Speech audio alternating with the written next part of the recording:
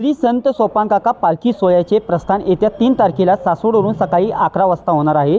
या पालखी सोहळ्याची जय्यत अशी तयारी करण्यात आलेली आहे। आपल्यासोबत पालखी सोहळ्याचे चोपदार सिद्धेश शिंदे आहेत। काय सांगाल, कशा पद्धतीने तयारी करण्यात आलेली आहे?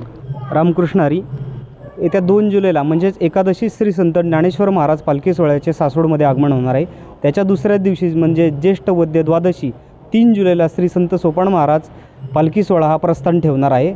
सोहळ्याच्या तयारीबद्दल बोलायचं म्हटलं तर तयारी पूर्ण झालेली आहे। रथाला झळाळी देण्याचं काम असेल किंवा श्रींच्या पालखीची स्वच्छता असेल, पालखीला झळाळी देण्याचे काम असेल, पालखी मार्गात श्रींच्या नित्य उपचाराची जी उपकरणं आहेत त्याची स्वच्छता असेल, त्याला झळाळीचे काम देण्याचे काम अंतिम टप्प्यात आहे। जवळजवळ तयारी आमची पूर्ण झालेली आहे। या पालखी सोहळ्यासाठी किती दिंड्या असतात, किती लोक सामील होतात? या पालखी सोहळ्यात एकूण यावर्षी 105 दिंड्या सहभागी होणार आहेत आणि 1 लाख ते 1.25 लाख समाज आमच्या पालखी सोहळ्यात चालतो।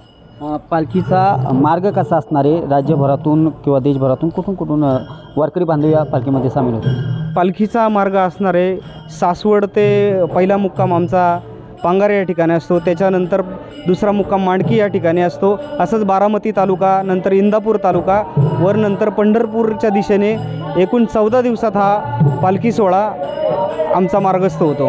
पालखीचे रिंगण असते ते काय सांगाल त्या रिंगणामधून? साधारण सोपानकाका महाराजांच्या पालखी सोहळ्यामध्ये प्रामुख्याने गोल हे 2 रिंगणं होतात व बारामती तालुक्यातील पिंपळी या ठिकाणी बकरीचे गोल रिंगण होते व उभे रिंगण बारामती तालुक्यात पिंपळी या ठिकाणी व त्याच्यानंतर दुसरं रिंगण भंडीशेगाव या ठिकाणी, तिसरं रिंगण वाखरी या ठिकाणी। म्हणजेच अतिशय शिस्तबद्ध हा पालखी सोहळा आदरणीय सोपानदेव ट्रस्टचे अध्यक्ष श्री गुरु त्रिगुण महाराज गोसावी यांच्या अध्यक्षतेखाली हा सोहळा व्यवस्थित आणि शिस्तबद्ध पद्धतीने चालतो।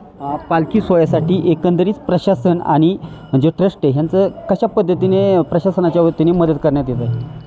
आता सर्वांना माहीतच आहे की आदरणीय मुख्यमंत्री एकनाथजी शिंदे यांनी प्रत्येक दिंडीला 20,000 अनुदान आमच्या 105 दिंड्यांना ह्या अनुदानाचा लाभ मिळणार आहे। प्रथमतः मी शासनाचे आभार मानतो। तसेच आम्हाला दरवर्षी सासवड नगरपालिका ही सहकार्य करत असते। आमच्या देवस्थानास पालखी सजावट असेल, रथ सजावट असेल, इतर एकादशी दिवशी श्री संत सोपानकाका सहकारी बँक यांच्यातर्फे ही सेवा मोफत अशी सेवा दिली जाते आणि शासनातर्फे मोफत शौचालय असतील, पाण्याचे टँकर असतील आणि इतर वैद्यकीय सेवा असतील याच्याबद्दलही शासनाच्या आम्ही ट्रस्टच्या वतीने आदरणीय श्री गुरु त्रिगुण महाराज गोसावी यांच्या वतीने आभारी मानतो।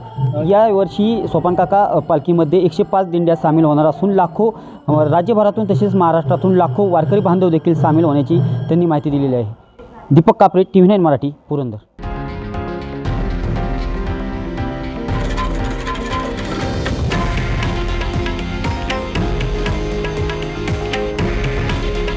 हे आहे देशातील नंबर 1 न्यूज नेटवर्क आणि आपण पाहत आहात TV9 मराठी। काळजी तुमची, हित महाराष्ट्राचं।